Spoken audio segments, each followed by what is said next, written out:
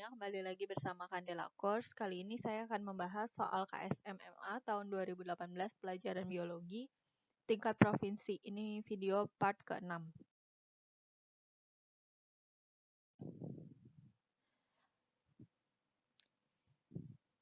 Nah, ini jadi ada gambar dari proses suksesi ya. Gambar grafik di bawah ini menunjukkan hasil pengamatan terhadap perubahan pada komposisi tanaman di gunung yang meletus puluhan tahun yang lalu secara rutin. Berdasarkan gambar di atas, tentukan urutan gambar yang tepat.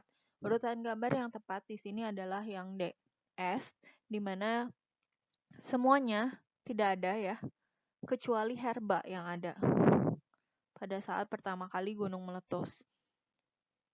Nggak ada. Kemudian U, ini U, mulai tumbuh perdu.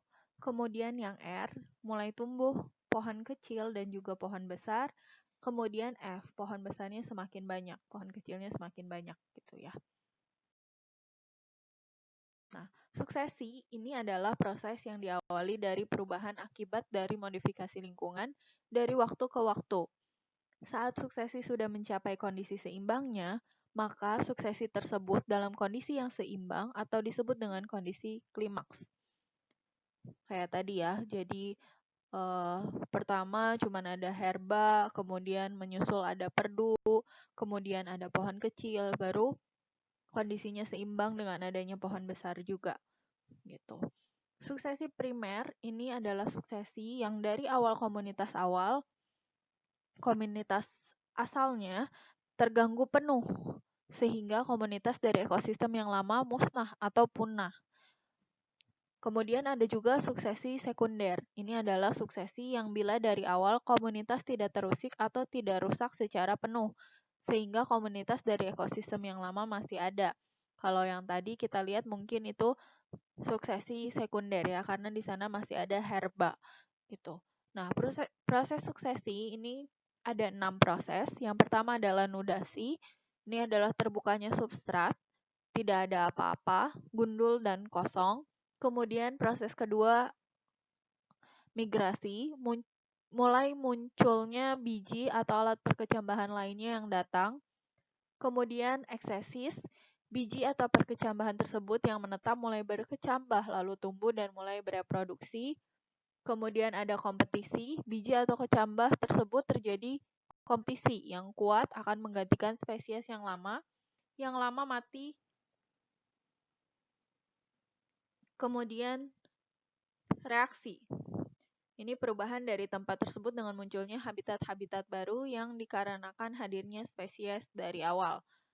Kemudian stabilitas akhir atau klimaks ini setelah lengkap, maka sudah terbentuk suatu ekosistem yang kompleks.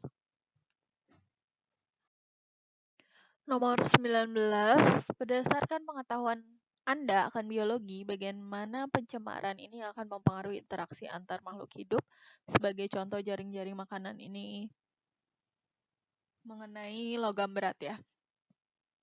Yang A, unsur Hg atau merkuri akan terakumulasi di seluruh tingkat trofik. Yang B, unsur Hg akan terakumulasi paling banyak pada ikan daripada plankton. Yang C, unsur Hg akan terakumulasi paling banyak pada tingkat trofik paling tinggi. Yang D, unsur Hg akan terakumulasi paling banyak pada plankton sebagai produsen primer. Yang betul adalah yang C. Sebenarnya yang A dan yang B juga betul ya, tapi yang paling tepat adalah yang C. Jadi merkuri ini adalah salah satu logam berat yang paling berbahaya karena sebagai ion atau dalam bentuk senyawa tertentu mudah diserap ke dalam tubuh. Di dalam tubuh, merkuri ini dapat menghambat fungsi dari berbagai enzim, bahkan dapat menimbulkan kerusakan sel. Kehadiran logam berat merkuri di lingkungan dapat terjadi melalui aktivitas gunung berapi, pelapukan batuan, dan sebagai akibat dari aktivitas manusia. Kebanyakan dari aktivitas manusia. Merkuri dan turunannya sangat beracun, sehingga kehadirannya di lingkungan perairan dapat sangat merugikan. Pengaruh pencemaran merkuri terhadap ekologi bersifat jangka panjang, yaitu meliputi kerusakan struktur komunitas, gen, jaringan makanan, tingkah laku, dan fisiologi hewan air. Metil merkuri memiliki daya racun tinggi sukar terurai dibandingkan zat asalnya dan memiliki daya ikat yang tinggi pada jaringan tubuh, terutama pada biota perairan. Masuknya metil merkuri ke tubuh ikan atau biota perairan lainnya dapat terjadi melalui proses penyerapan air, melalui insang, dan dari proses rantai makanan. Kemudian terakumulasi melalui proses bioakumulasi dan biomagnifikasi dalam jaringan tubuhnya. Sekitar 95% metil merkuri yang masuk ke dalam tubuh akan diserap oleh usus dan hanya kurang dari 1% yang dikeluarkan lagi dari dalam tubuh. Sehingga ikan predator besar lebih mungkin untuk memiliki tingkat merkuri yang tinggi sebagai akibat dari proses memakan ikan kecil yang telah terkontaminasi merkuri melalui konsumsi plankton. Nomor 20, teknologi terkini yang akurat digunakan terhadap penentuan nasab seorang anak terhadap orang tua dan keturunan adalah DNA fingerprint. Seorang pria menaruh curiga bahwa anaknya bukanlah anak kandungnya, melainkan anak dari pria lain. Berbagai tabayun sudah pernah dilakukan dan yang terakhir menggunakan teknologi molekuler.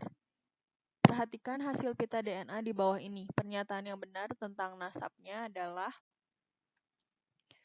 jika D adalah anak, maka A dan B adalah orang tua kandungnya. Ini ya D.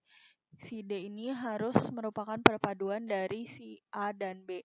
Di sini pitanya yang A seperti ini, yang B seperti ini, tapi anaknya di sini. Berarti ini bukan anaknya ya.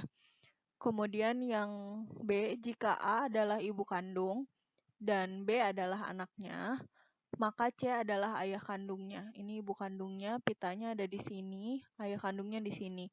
Anaknya merupakan perpaduan dari ibunya dan ayahnya. Dari pita ini betul. Kemudian yang ini juga ini ibunya, pitanya seperti ini. Ini ayahnya, ada pita di sini. Anaknya merupakan perpaduannya, si B. Yang ini juga perpaduannya ya. Yang B ini perpaduan dari pita yang A ini dan yang C. Jadi jawabannya adalah yang B. Kalau kita cek lagi untuk yang opsi C, jika C adalah anak, maka ibu kandung adalah A, ini, dan ayahnya adalah D. Ini enggak ya, karena A-nya pitanya di sini, D-nya di bawahnya. Kemudian kalau yang ini seperti ini, D-nya seperti ini, anaknya malah di sini.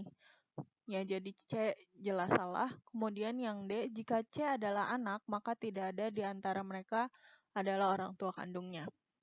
Ini juga salah ya, karena kalau ini C-nya anak, bisa saja ini ayah ibunya adalah A dan B gitu ya. Oke, sekian dulu untuk video kali ini. Thank you for watching. Jangan lupa untuk like, share, komen, dan subscribe. Follow Instagram kita di @candelacourse dan Facebook kita di Candela Course Cikarang. Semangat!